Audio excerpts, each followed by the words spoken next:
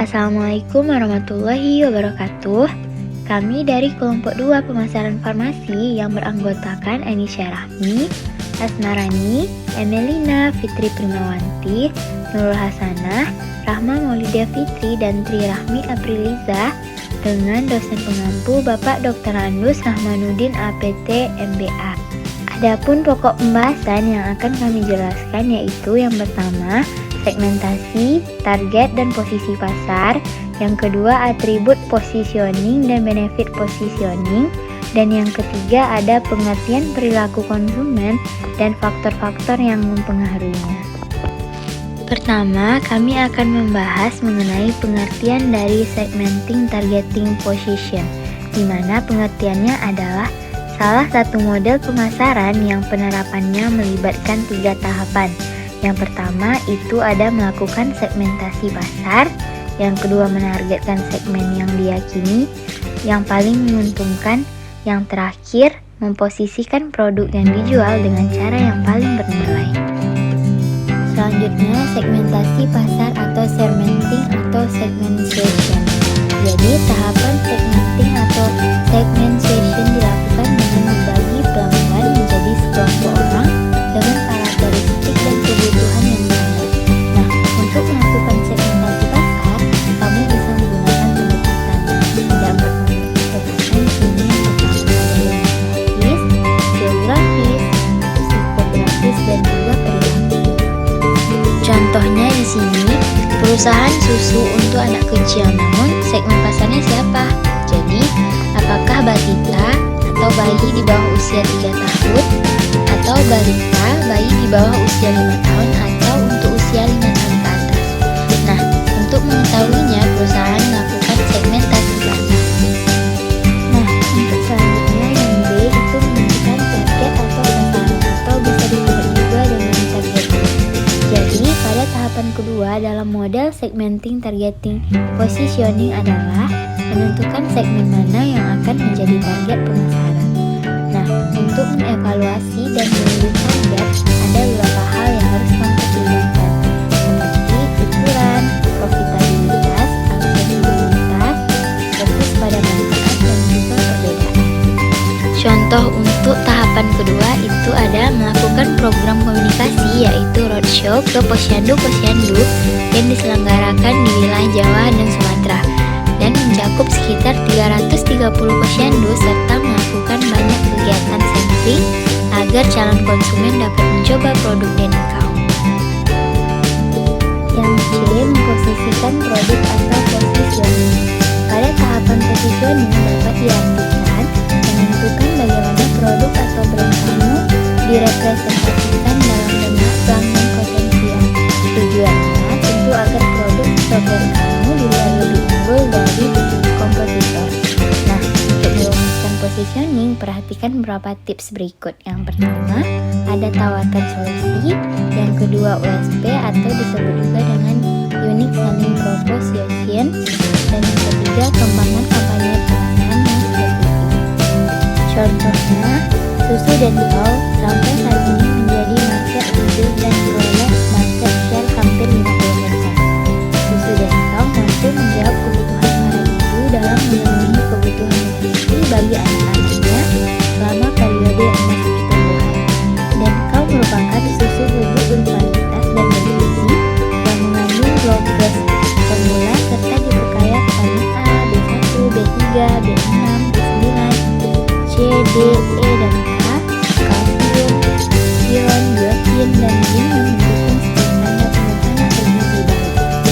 Yang kedua, positioning. Di mana positioning adalah pendekatan perusahaan untuk merancang produk dan strategi pemasaran untuk menciptakan pesan yang spesifik dan akan diingat oleh konsumen.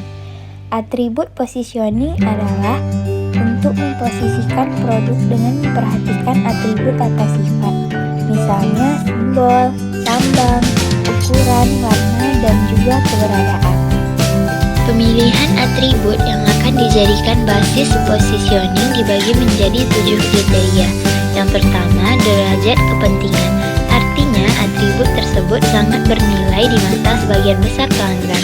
Yang kedua, keunikan.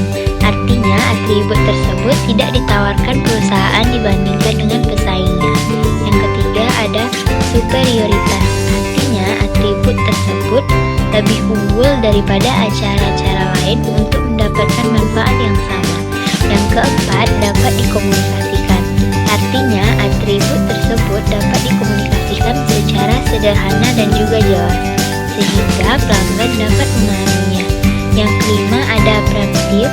Artinya, atribut tersebut tidak mudah ditiru oleh para pesaing. Yang keenam, terjangkau. Artinya, pelanggan sasaran akan mampu dan bersedia membayar perbedaan tersebut.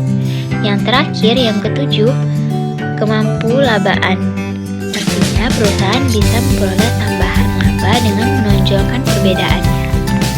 Selanjutnya, benefit positioning, di mana benefit positioning adalah memposisikan produk sebagai pemimpin dalam suatu manfaat tertentu. Manfaat mencakup manfaat simbolis, manfaat fungsional, dan manfaat berdasarkan pengalaman. Contoh, produk obat sakit mah X mengklaim bahwa obatnya dapat menyembuhkan mah lebih cepat dan lama. Sedangkan produk B juga mengklaim hal yang serupa, namun dengan penambahan manfaat tertentu, padahal terdapat kesamaan kandungan obat yang mereka gunakan. Yang ketiga, perilaku konsumen.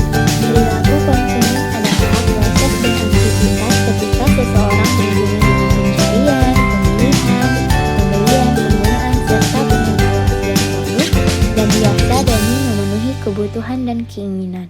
Perilaku konsumen merupakan hal-hal yang mendasari konsumen untuk membuat keputusan pembeliannya. Untuk barang berharga jual rendah atau disebut juga sebagai low involvement, proses pengambilan keputusan dilakukan lebih mudah. Sedangkan untuk barang berharga jual tinggi atau disebut juga sebagai high involvement, proses pengambilan keputusan dilakukan dengan pertimbangan yang wajib. Adapun faktor-faktor yang dapat mempengaruhi perilaku konsumen itu ada dua.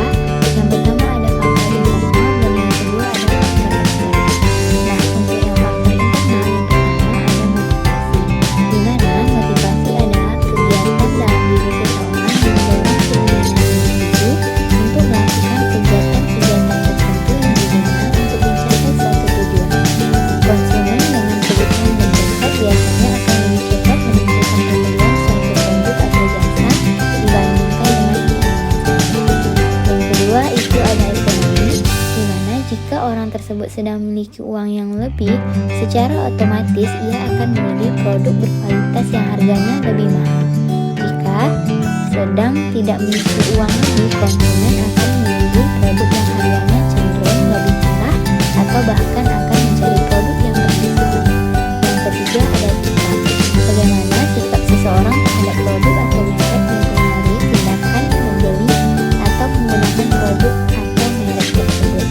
Yang keempat, persepsi, di mana persepsi merupakan hasil pemaknaan seseorang terhadap stimulus atau kejadian yang diterimanya berdasarkan informasi dan pengalamannya terhadap rangsangan tersebut.